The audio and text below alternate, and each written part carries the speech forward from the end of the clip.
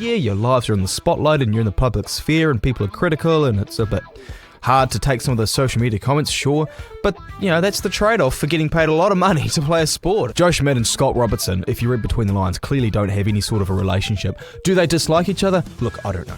Let's leave that up to the imagination. As my dad has told me from a very young age, it takes all sorts of people to make the world go round. And if there wasn't a little bit of difference in this world, then it'd be pretty damn boring, wouldn't it? DSPN, the Devlin Sports Podcast Network. Welcome into the DSPN, ladies and gentlemen. It is a stunning, gorgeous Friday here in Auckland today. I'm just looking outside here. The sun is out. There's greenery. Spring is upon us, as is the Bledisloe Cup. We have a great test tomorrow afternoon at Eden Park. The All Blacks against the Wallabies. Of course, this is the first of two, and then we have the second one in Perth a week later. This segment, though, is all about you. It's all about your comments, commenting on our comments, and so that we can then continue to comment on your comments, who comment on our comments, so that we can continue to comment and comment. You get the gist. Marty's Mailbag, comment corner, call it what you like. There's no Marty though, so I guess it's just Mailbag or it's Lachlan's Mailbag, but that doesn't really... Lachlan's Letters? How about that? There we go. That kind of works. I don't think Marty's going to like that name though. So we'll just call it Mailbag. Marty's Mailbag. Thank you for everyone who is engaged with the DSPN, whether it be on YouTube, Spotify, all our social media channels. It's really wonderful to see a lot of the support that we do get, and we love it and we appreciate it, and it means a lot. And some of the comments that you have left on our videos or our audio pods or whatnot, social clips, simply just posts, Facebook or YouTube posts, polls, a lot of polls go up, tends to stir up a fair bit of argument as well. Geez, the amount of people who comment on each other's comments is quite something. Anyway, let's get to the first one. This is from the last week. I could have done hundreds of these comments, but I've had to whittle it down to about 15, 16 of them.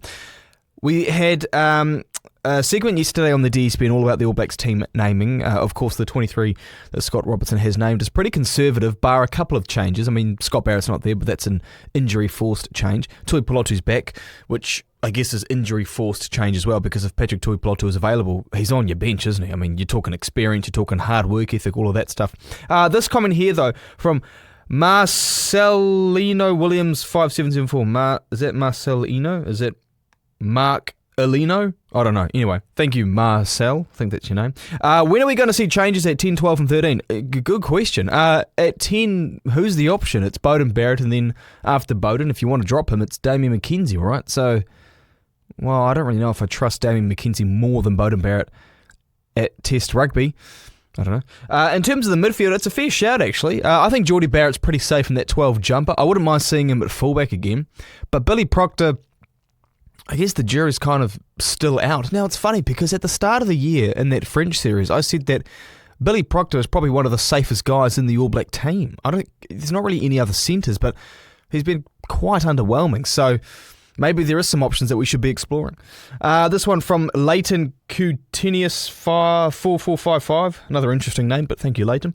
So correct, and to pick the same team is actually sticking it up to the fans. We choose the team, not the media, and fans, it looks like to me. There should have been at least 5 players dropped after our biggest defeat in history.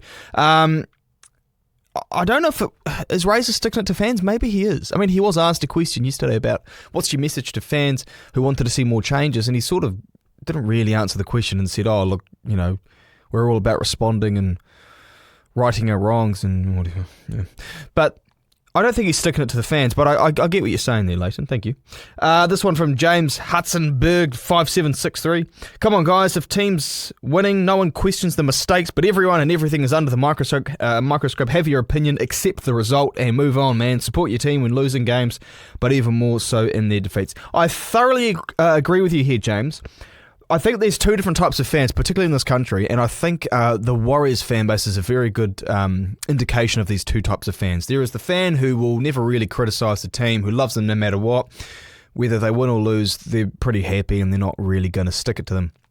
And then you have another fan who loves their team, is stoked when they win, but when the team loses, they will show that emotion and they will show their anger and their frustration at those results. And I'm more that second kind of fan, and I think there's a lot of those All Blacks fans who have every right to complain and moan about that result, because when you look at the standard of performance that we expect from our men in black, well, what happened against the Box in Wellington, for example, was was pretty disgusting. That's a strong word to use. Obviously, we're talking about sport here, so how serious is it really? But the Argentina match, at least as well, another indication of a performance that just wasn't good enough. Underwhelming, really disappointing. And I think we have a right to complain about those because of what we expect from this team, the resources they get. I mean, geez, these guys have the best jobs in the world. They play sport for a living. Like, I play sport after work on weeknights as a decompress from my job. I don't get paid for it. It's an absolute luxury. Yeah, your lives are in the spotlight and you're in the public sphere and people are critical and it's a bit hard to take some of the social media comments, sure. But, that's the trade-off for getting paid a lot of money to play a sport. It's, you have a luxury for a job. Point is, though, I get what you're saying, James. I don't thoroughly, entirely agree, but I get what you're saying. Ralph Richards says, good pod. RA Rugby Australia has a good CEO in Phil Waugh, who was class internationally. He was a good player, Phil Waugh. He was always behind, I think, George Smith in the pecking order, though, for Australia. I mean, a lot of people were. So Phil Waugh, no, he was a good player. And the RA board also has rugby knowledge and international experience with Dan Herbert as chair, etc., etc. This comment, I believe, was on the James Horwell podcast. Yeah, you're right, and this was covered actually quite well in the chat with Matt Williams earlier this week, that they actually have some good rugby heads in charge now, Australia, which is great. The end of this comment from Ralph, it's a stark contrast, to the NZ RFU. Yeah, that is true. It is a stark contrast, though David Kirk is now in charge, and I think David Kirk is like these guys where he is a good rugby man, and I think David Kirk's a pretty no-nonsense man as well, from what I gather. I don't really know. We haven't seen a lot of him since he became the chair. This one from Cameron Verrills. I tell you what, this takes the cake for the most positive comment of the week. Thank you so much, Cameron. Loved it, lads. Favourite test between us Antipodian teams. I hope I pronounced that right. Antipodian? If I have mispronounced that, that is embarrassing. Supporting both teams in different eras, making the call on who will win this game. Gotta love the love we have for each other. Bugger it, rugby is the winner. Having a post-work cleansing beverage. Thank you. Okay, that last bit there. Post-work cleansing beverage. That's all we need to know. Thank you, Cameron, and I appreciate the positivity because there's not many comments on a lot of these videos that are positive. But yeah, we don't hate Australia, do we? I don't know if they hate. I don't think they hate us. I actually think Australian rugby fans have quite a bit of respect for the All Blacks and New Zealand rugby as a whole because of how good we are. But I don't. It's not like the Aussie cricketers, right? We don't like the Aussie cricketers at all. We can't stand those guys. But when it comes to rugby, we don't mind the Aussies. We don't mind them. This is Rugby Guru. Where's Marty? This show is going down the tubes. First Matt Williams, now Scott Barrett is the best lock in the world. Seriously? Get Sir JK on, then the circus is complete. Thank you, Rugby Guru. Appreciate the comments and appreciate the views on our videos. Please keep it up. Look, I like Matt Williams, and tell you what, geez, he got a fair bit of stick on the 2 videos that went up of him this week. I really like his punditry, Matt Williams. I know that he rubs South African rugby fans the wrong way, very much so, because of his thoughts on the 7-1 bench split. Look, he's got an opinion. The opinion is different from ours, so what? He's got an opinion. He's a good guy. I think he's a lover of rugby, a good rugby man, and that's all I care about. Look, I've got some opinions that probably irk you guys, and I hope you're commenting about it. This one from Liam Ewing. Did anyone at the top of New Zealand rugby seriously ask Joe Schmidt regarding the coaching job? I don't think so. Big mistake. There's another comment here underneath from Evil Kiwi NZ, just sort of detailing a little bit of what went on with Joe Schmidt. I can add something to that detail. I've heard on good authority that Joe Schmidt, I think, was talking to NZR, and I think NZR wanted to keep him on board as some sort of lead assistant or an advisor or something like that for Razor. And then discussions took place, and then Joe Schmidt came out of that saying, I don't, I'm happy to step away from New Zealand rugby. You can make of that what you will. We've also had things come out of the last 24 hours. Well, this didn't come out over the last 24 hours, but it's been talked about. I guess, bad blood, which is the term that was used in the Raw, between Joe Schmidt and Scott Robertson. Of course, Joe Schmidt making critical comments about Razor in Ian Foster's book.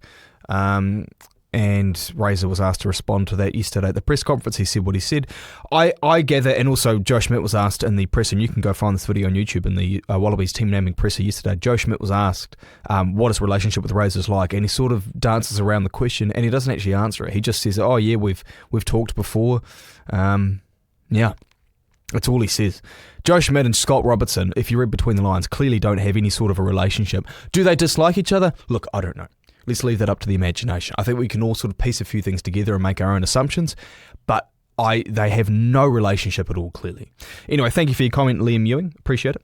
Haka Time Rugby. The headlines have been unflattering, but Matt is a proper rugby man, in my view. This is about Matt Williams. Looking forward to these discussions. Thanks, Lachie. Yeah, look, I really like... the thing I love about Matt Williams, he just loves rugby. He loves the sport, and he talks with such enthusiasm, and it gets me excited. Like, when I was chatting to him, I could have talked for hours. He's just a rugby man. He's a good rugby man. I said it before, I'll say it again. More on Matt Williams. Lots of hysteria about Matt. I thought he actually comes across as measured and passionate. Agreed. Newsflash, we ain't all built the same. Don't like it. Move on. Easy. Thanks. Enjoyed his input. Thank you, Leighton. I think this is your second appearance on here, Leighton. Thank you.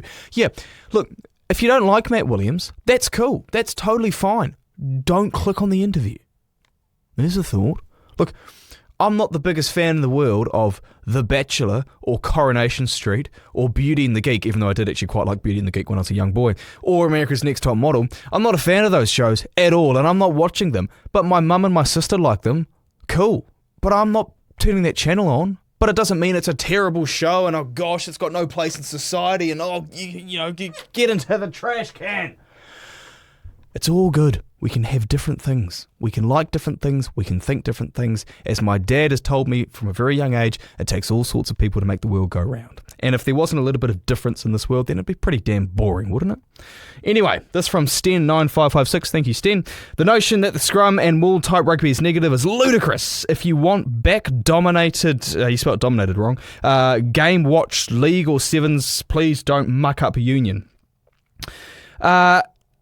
I got to say, I agree and I disagree. I disagree in the sense that I think fast, expansive, running rugby, the game played at pace is really exciting to watch. Now, that tends to not favour defence, and as a purist, I love watching really good defences that play and hard-hitting tackles and all that sort of stuff and set piece. But, open rugby is great to watch, isn't it? It's really great to watch. But I do agree with you, Sten, in the sense that a lot of people are very critical of set pieces, breakdowns, 10-man rugby, box kicking, the tactics around a kicking game and playing force back when there's actually a bit of a chess match going on. I actually quite like that stuff, and I don't think it means that it's negative rugby if you use that to win, because you're doing something that the other team can't stop or prevent, therefore you're better than them at the game of rugby because you're playing within the laws and within the rules, and you're doing something that can't be stopped. So I agree and I disagree. But thank you, Sten. Always appreciate comments like that. This one from DAC TVM. The growth of the top 14 is actually scary. They are constantly getting more viewership than Ligue 1 in France. Is that true? I mean, Ligue 1 or Ligue 1, as they say in France. Well, obviously, it's not it's That's how you say one in French, isn't it? Ligue 1. That's football. That's round ball football. That really is the top 14 getting better ratings. Listeners, help me out here. I mean, or viewers, watchers, let's check some stats. If that's happening, that's a big deal, which we need to be talking about a bit more. And I feel like it's only the beginning. Yeah, the top 14 has grown incredibly well, and as Matt Williams referenced earlier in the week on the podcast, he said something along the lines of he said that the top 14, essentially the way it's structured and the money it generates, French rugby kind of indirectly run world rugby, because the structure of top 14 means that the international, I mean, if it was shorter in season, Matt was saying, then it would allow for maybe global club comps, a Champions League style comp where you have like the Chiefs or the Crusaders heading up north and playing Leinster and Ulster and all these great sides, Saracens and whatnot. But because of the way the top 14 is structured, it sort of prevents things like that from happening. So what he was saying essentially, Matt Williams, was that it's world rugby is almost at the behest of the top 14, and because it's such a money spinner, they don't really have much control. So it's really interesting you say that. We've talked a fair bit of Black Ferns this week on the podcast. Of course, after their exit at the hands of Canada, they take on France in the bronze medal match this weekend, and Alan Bunting on the podcast today, so check that out if you haven't already. This one here from international consultant. Would be lovely to see a women's rugby championship running parallel with the men's. Thoroughly agree. And look, maybe there's reasons why it can't happen. I don't know. But if it's a great idea, let's find the really good idea and work towards it. And let's not go, that's a great idea, but it can't happen because of this, so let's not bother. No. If it's a good idea, work towards it. Find ways to make it work. And that's a good idea. And if you ran it alongside and you had double headers, you had the Black Ferns playing Australia before a Bledisloe Cup match, for example. Obviously, right now it's hard to do because the Women's World Cup is on. But outside of World Cup years, why not? Why can't we have a Women's Rugby Championship running alongside? New Zealand, South Africa, Australia. South Africa are getting better in women's rugby. And then throw, I don't know, Argentina in there. Or throw Fiji or Samoa, or whoever the next best Southern Hemisphere team is. I don't know. I actually really don't know. I mean, Brazil were in the World Cup this year. Are they any good? Good enough to get to the World Cup. But that's a good idea. This is another one in regards to the Black Ferns. This is from Clive4949. I must say, in my humble opinion, the Canadians played as complete as the rules allowed test match. A rare demonstration on how rugby played well looks like. And that actually comment, as you can see, got a fair few likes on it too. Thoroughly agree. I thought Canada was superb against the Black Ferns. Very easy to jump to conclusions and go, oh, Black Ferns are rubbish. Oh, you let us down. Oh.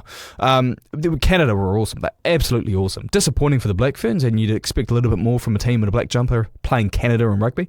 At the same time, yeah, well done, Canada. Awesome performance. And I think a lot of Kiwis, I think the majority of New Zealand will be going for Canada in the women's final. I certainly will be. Then again, I do like John Mitchell, so I wouldn't mind seeing him get a World Cup win as the coach of England. All right, another one here. Verge Boogie. Verge? Is he meant to be an IN on the end there? Who said that? Jeez. Marty, keep up the great work and keep TJ on. He's brilliant. Thank you, Verge. Yeah, TJ's awesome, man. He's not going anywhere anytime soon. We love having TJ on. TJ had a great week again. He had Christina Sue, the former Black Fern, the World Cup winner. She was on Monday talking about the Black Ferns lost to Canada. He also had Greg Clark, and we will have more TJ on Monday next week as well. So stay tuned for that, but he's not going anywhere. I'm telling you that now. He is not going anywhere. This is the DSPN